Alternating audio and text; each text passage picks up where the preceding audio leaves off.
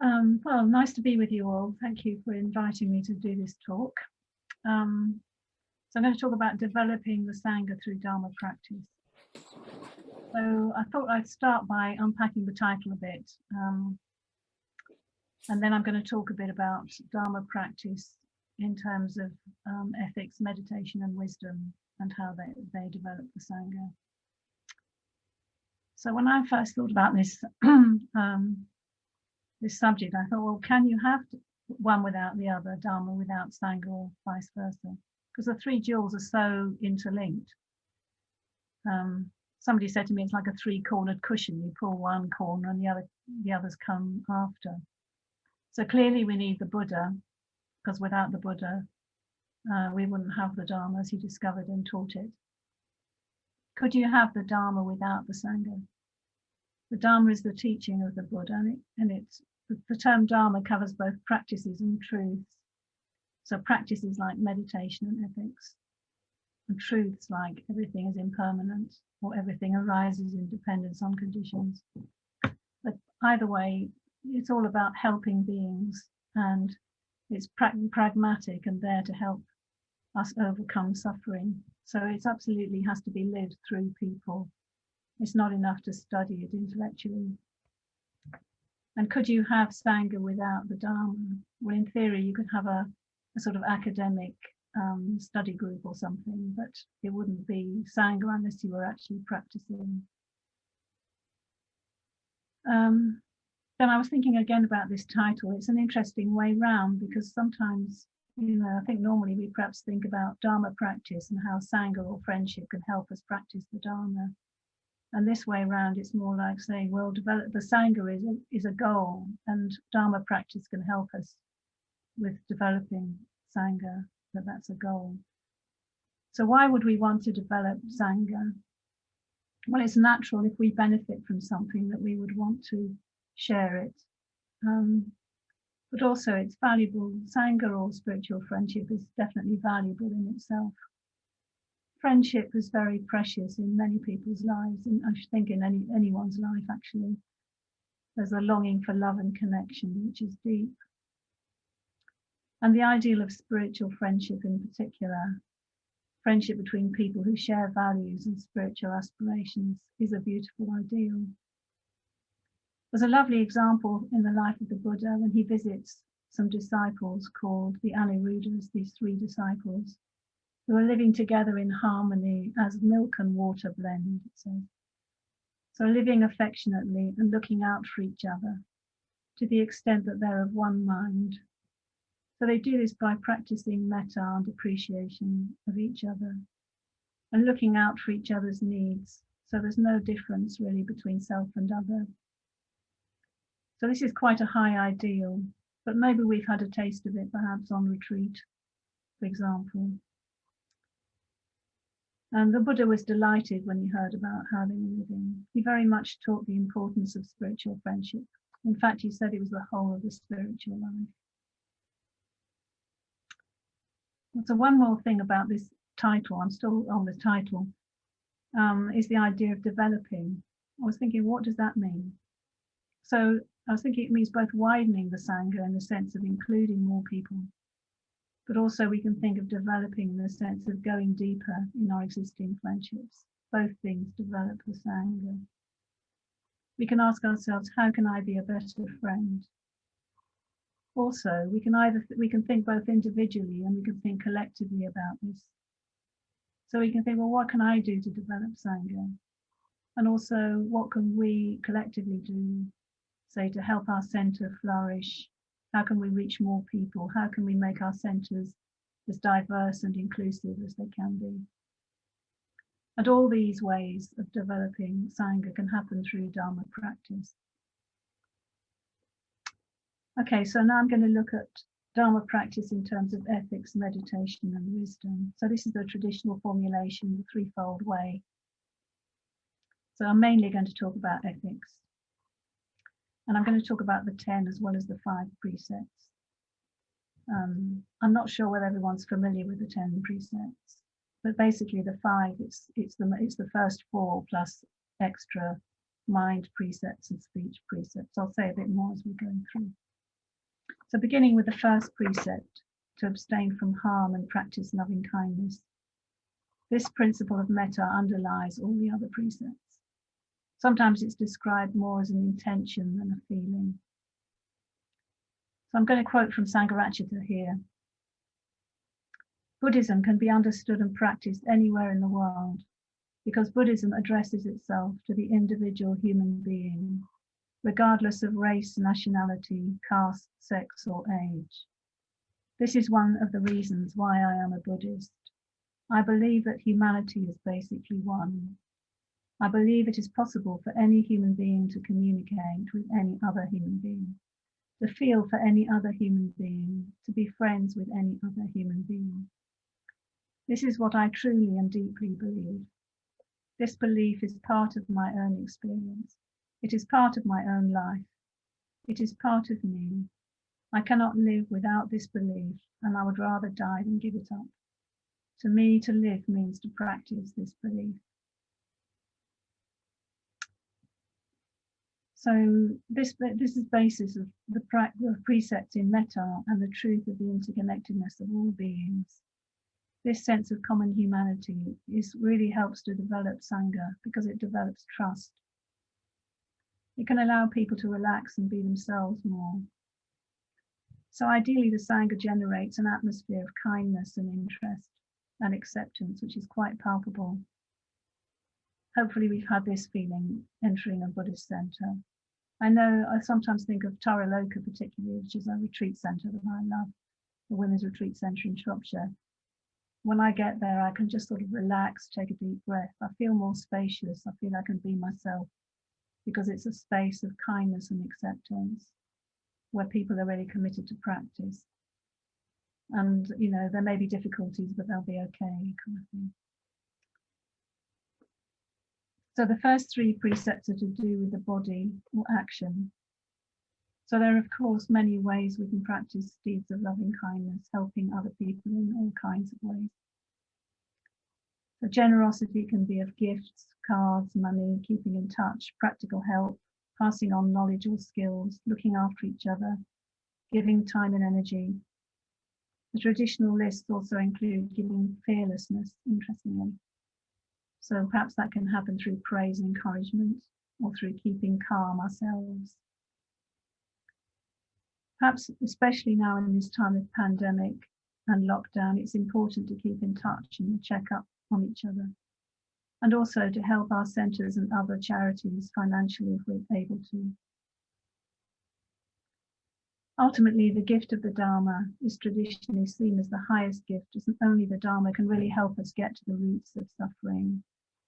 And giving the gift of the Dharma is not just about teaching, but also, importantly, about exemplifying it in our lives through our practice and supporting others to teach, for example, by helping our centre in various ways. So why does generosity develop Sangha? It helps to build connections between people. It's a reaching out to others, and it creates a culture of giving as people respond with gratitude and they want to give as well. So many of our centres now run on the principle of generosity. Teachings and events are given free, and people give out of gratitude and wanting to share. So it challenges the consumerist basis of our society.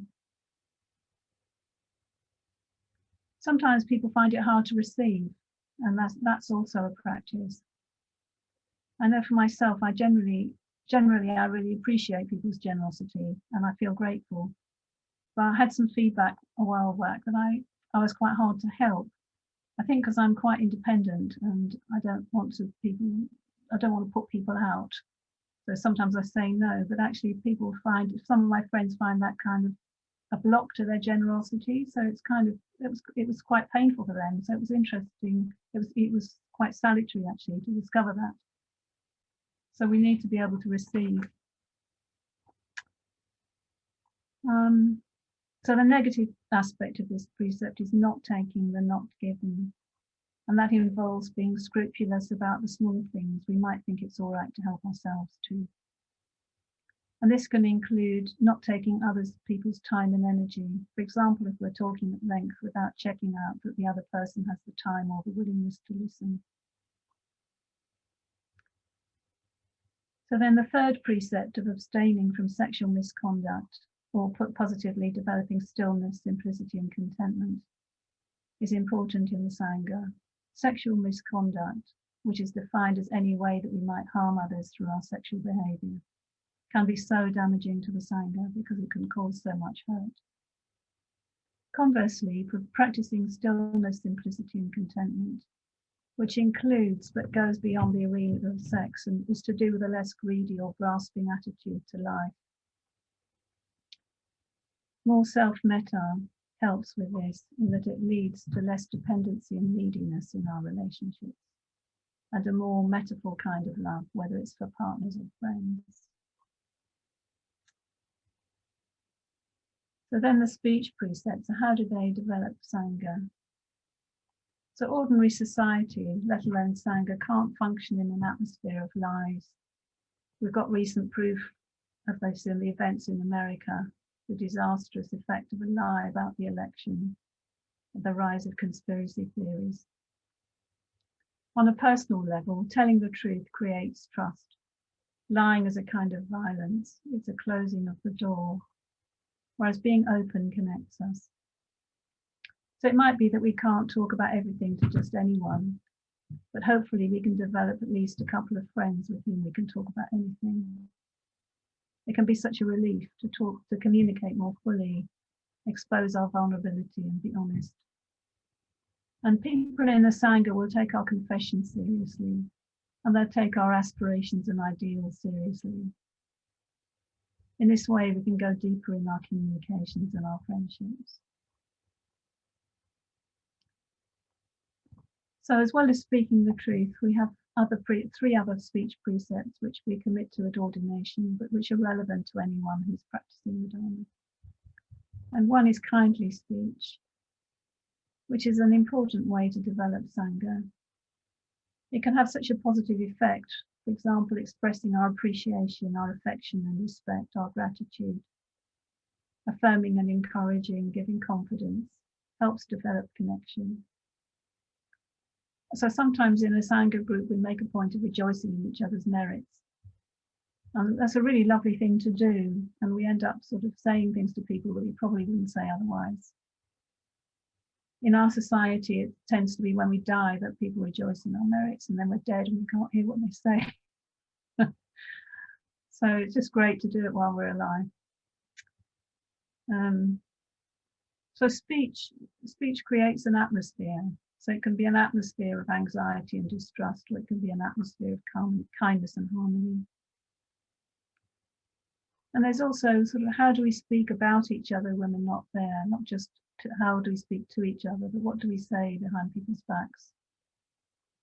Because we can really create more harmony by speaking kindly about people behind their backs as well, rejoicing in them.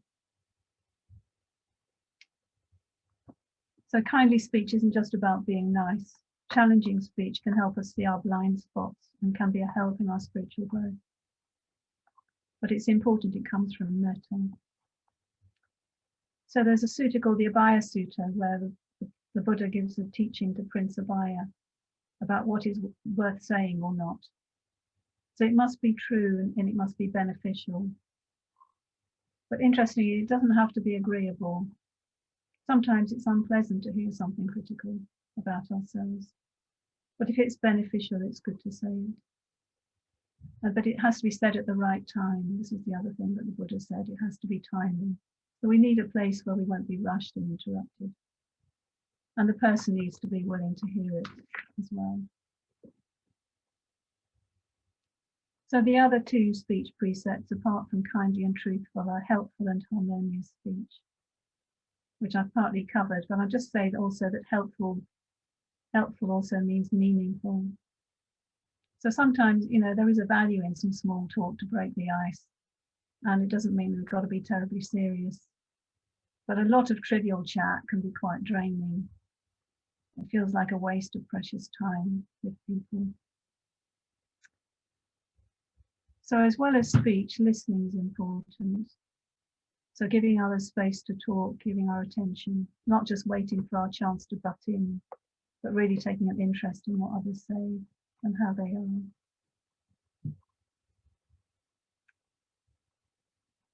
So another suggestion I'd like to make about developing the Sangha through communication. I think the arts have a part to play in developing Sangha.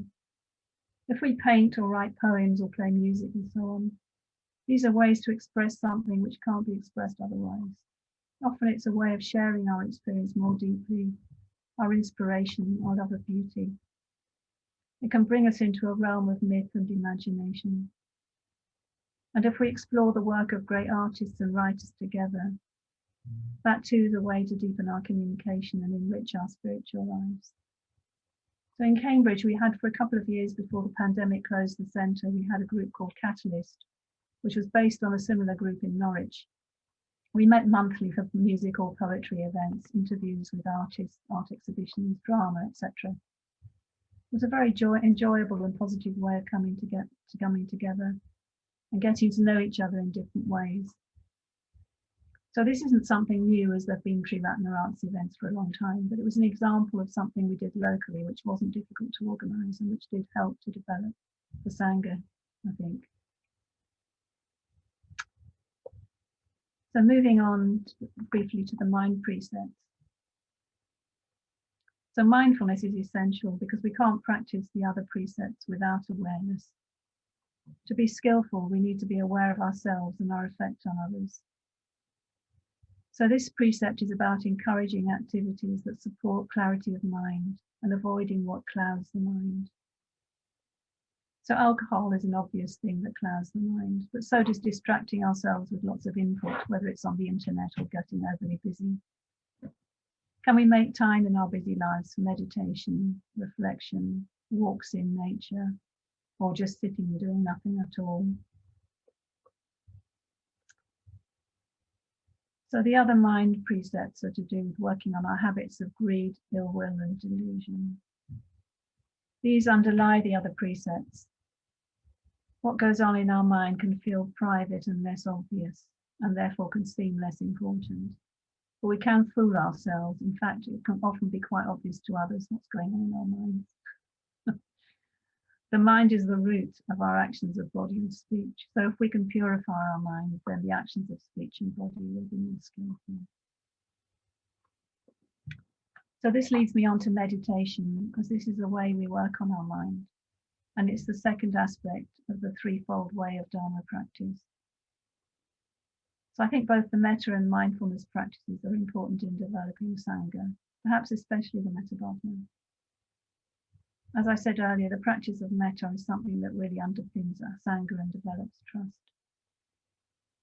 And physically meditating with others is helpful to support our practice, whether it's in our centres or on Zoom or whatever.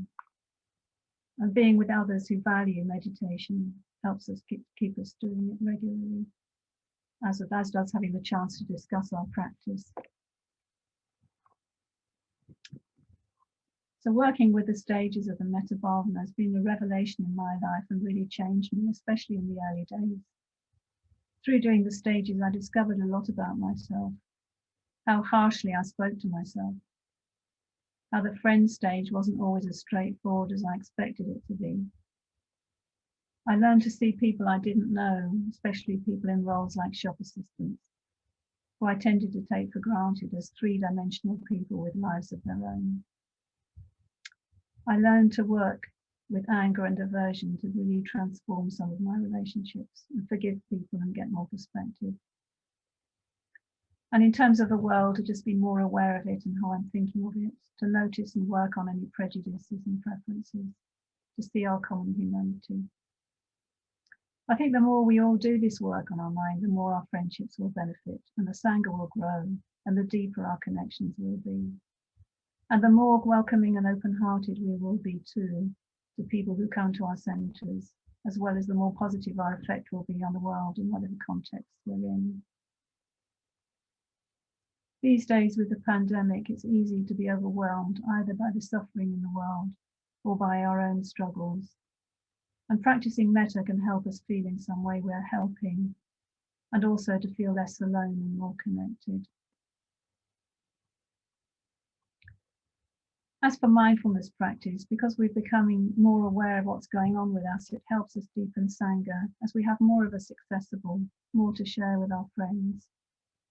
So to deepen Sangha, we need to have a deeper experience of ourselves.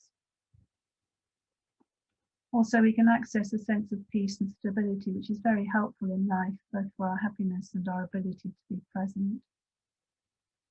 This is important when we're with our friends, we're more accessible to them. I know when I was young, I used to be constantly thinking of something else when I was with people, driven by anxiety or my absorption in some issue of my own. And though I do still get distracted sometimes, I'm much more able to be present. So as well as meditation, doing ritual and puja can help us develop Sangha as we connect on the basis of our shared aspirations to move towards enlightenment. It connects us with the transcendental and reminds us of this precious aspect of what we have in common in the Sangha, something that goes beyond the mundane. Chanting, making offerings together, creating shrines together help the Sangha experience this feeling of a shared context. Sometimes it's hard to engage for whatever reason, especially perhaps if the puja is very familiar and we might get a bit bored. So we need to find ways, for example, really taking in the words, really trying to imagine the images, maybe even writing our own puja and connecting for ourselves with the values represented by the shrine, even if the particular image doesn't speak to us. This aspect of connecting on the transcendental is important. I won't say much more about it. I think we're going to be having some talks on developing the Sangha through revering the Buddha, so hopefully we'll be exploring it then a bit more. So the third aspect of the threefold way is wisdom. And this underlies the other aspects. Ethics is based in wisdom, in seeing how things are. We don't have a fixed and separate self. We see things through the lens of our ego, but it's not how reality is. In a text called the Bodhisattva's Way of Life, Shantideva says, I should dispel the suffering of others because it is suffering like my own suffering. I should help others because they are living beings as I am a living being. When we all want happiness and all fear suffering, what is so special about me that I only look after myself?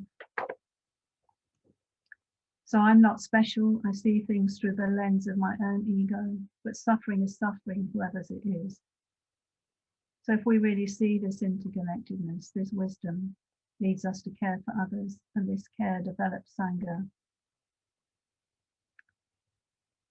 Finally, one way that Dharma practice can create Sangha is through study, especially if we get the chance to do regular study with the same group over time, as we do with the Mitra study course. I really recommend it. Last year, I finished co-leading the 4-year course with a group of Mitras, and it was such a good example of this. It was a real highlight of my week, and I think of other people's. So reading and reflecting on the Dharma every week in preparation was very helpful for keeping engaged with practice and was often really uplifting. Then coming to the group and discussing the material, clarifying our thinking, working out the relevance of what was being said to our lives and our practice, discovering that other people see things differently and have different perspectives to offer, noticing our reactions sometimes to the material, understanding our conditioning better, really trying to get to the truth, getting to know each other, and all this in an atmosphere of kindness and acceptance and mutual interest. It was very valuable and has led to connections and friendships which are strong and have lasted, and I'm sure will continue to. So the material itself was helpful, but also the friendship and communication was Dharma practice in itself. So now I'm coming back really to where I started. Can you really separate Dharma and Sangha? So just to sum up, I've been looking at the connection between the two, and then looking at the threefold way of ethics, meditation and wisdom in the context of developing Sangha. Developing both in the sense of attracting people to the Sangha and widening the Sangha, but also in the sense of going deeper in our practice, our communication and friendships, Sanga is such a precious thing in the world, and it's badly needed. And the more we practice, the more we can exemplify a different way of living. So I'm going to stop there.